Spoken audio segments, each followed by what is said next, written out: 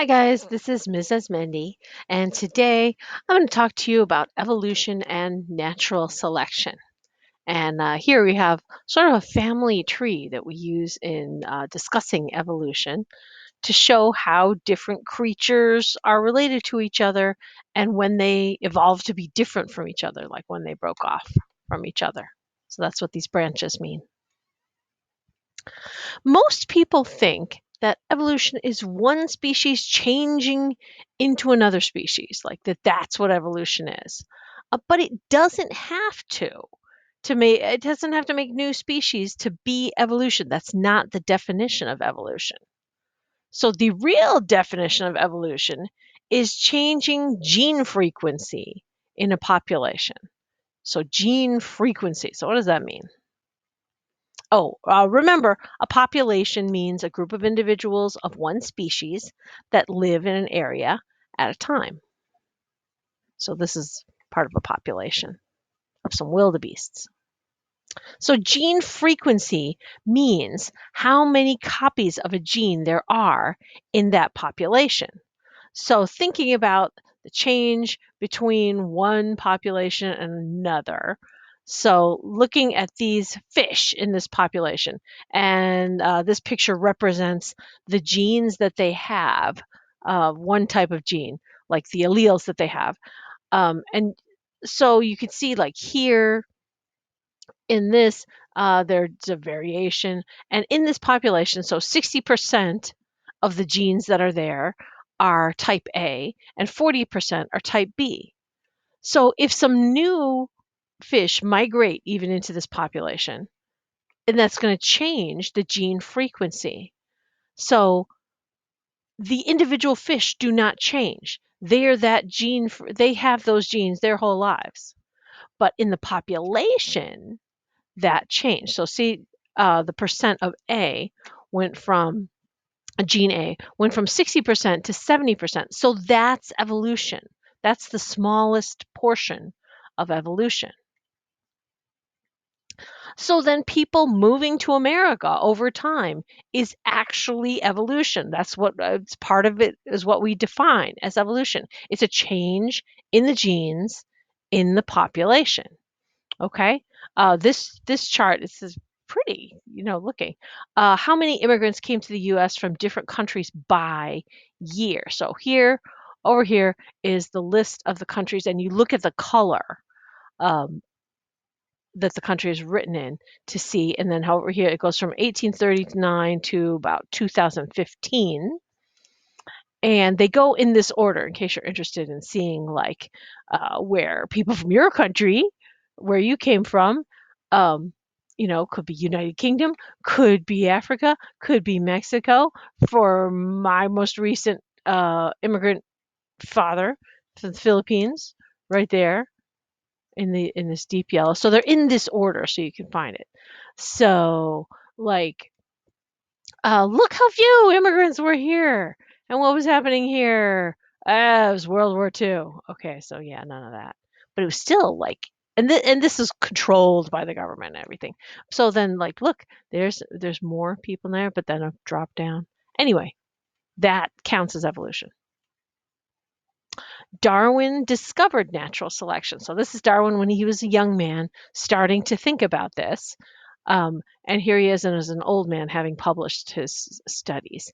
And here, right here, is the first time that anybody drew this kind of like family tree idea to think about how uh, evolution worked and different species would branch off from each other. So Darwin noticed this and he came up with this idea while working as a naturalist on a voyage around the world, but especially in South America. So back in the day, um, companies and universities too, but like companies had figured out that interesting species from around the world could make them some money.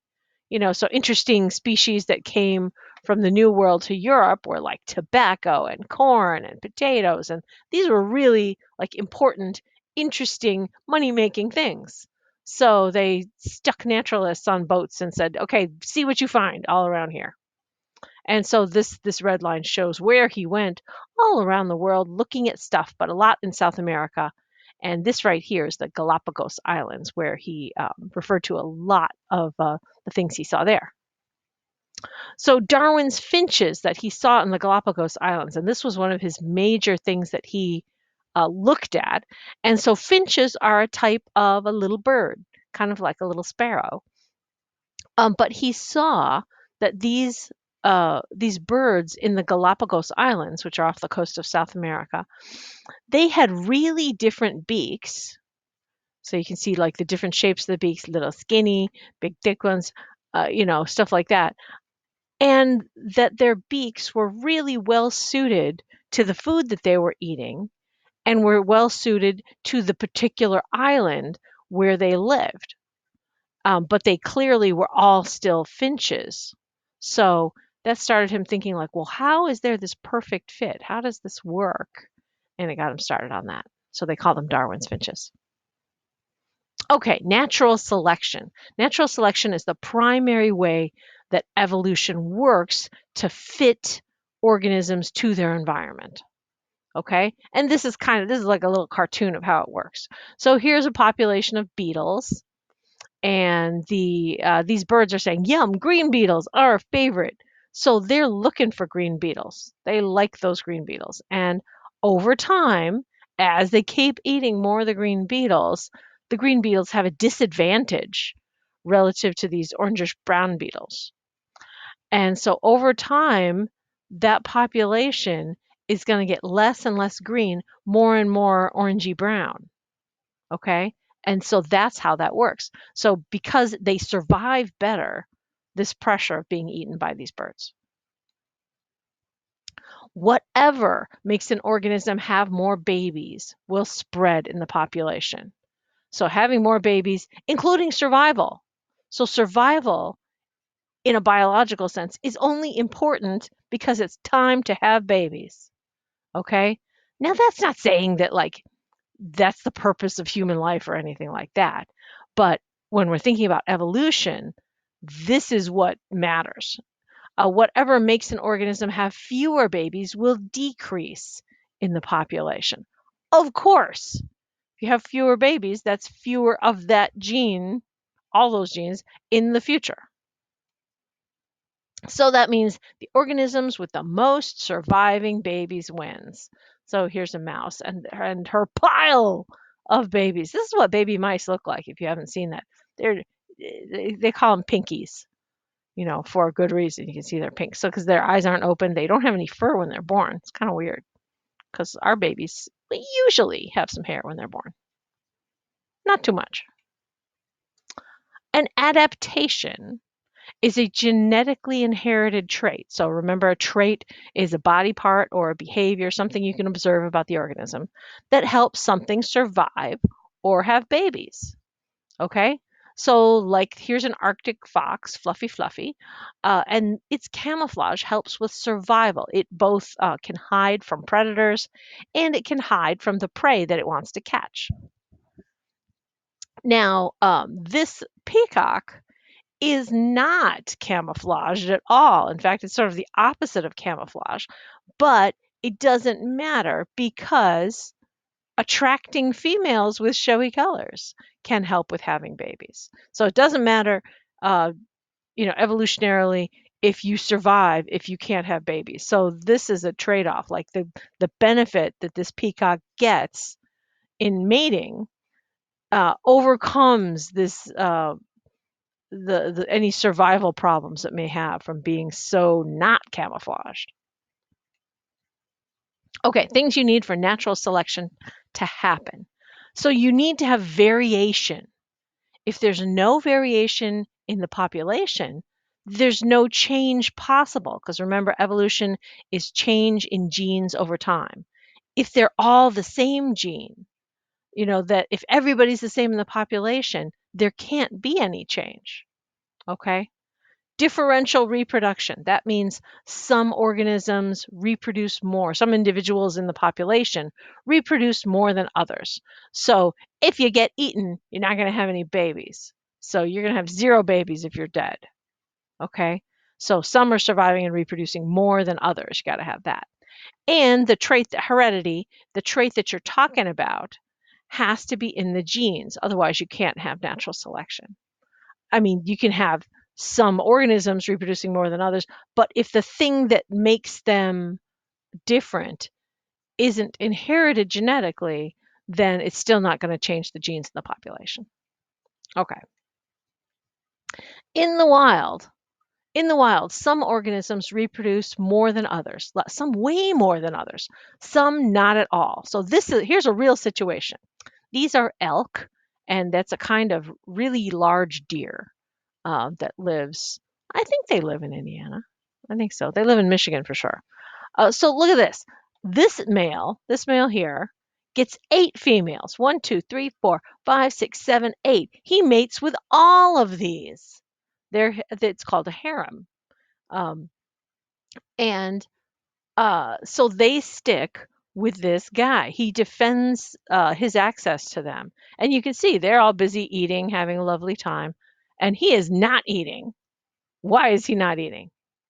He's looking around. He's looking around for other males like this one who may be trying to fight him for access to this group of females. So this male gets no females. So he's going to have no babies this year because he could not fight enough to get this group.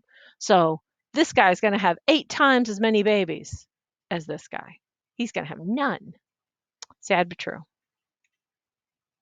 So consider this. A male bird has a new genetic trait, a colorful feather crest. Here it is. Females like the crest and mate with him more than with uncrested males. Okay? So see, he gets 2 females that like to mate with him and has babies. So what is likely to happen within this population? Okay? And if you think about it, okay, if you have the colorful little crest and more females mate with you, then there's going to be more little crested babies in the future.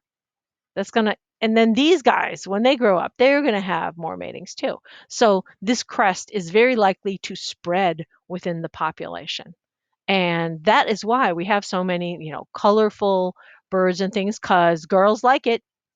That's the only reason. Okay.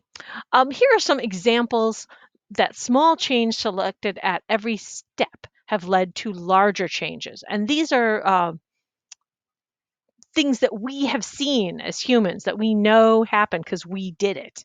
Okay, so just the idea of like how little changes can add up over time.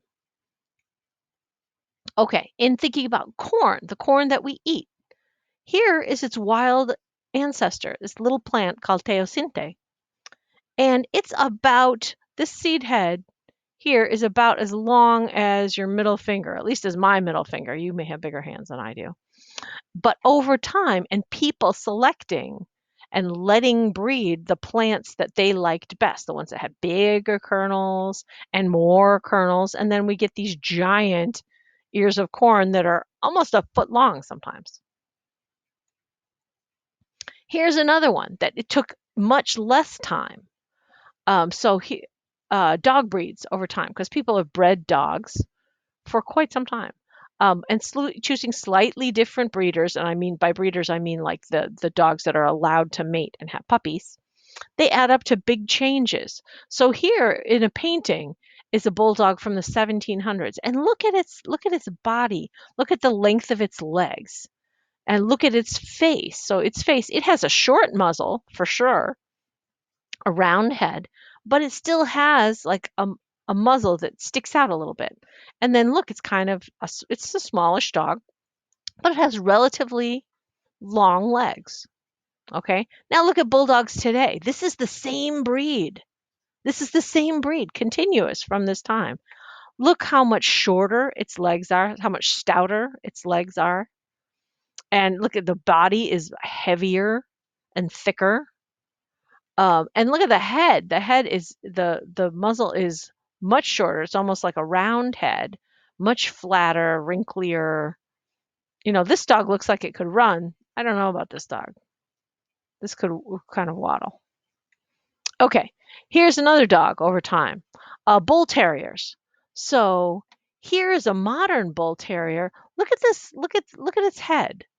Look at this smooth arch on the front of its skull.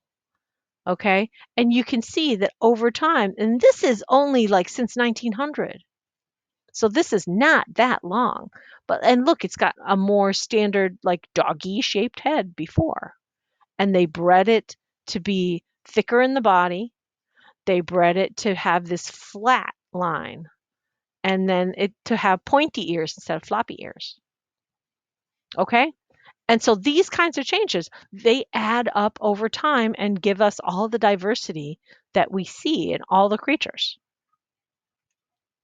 That's it for today. I will see you next time.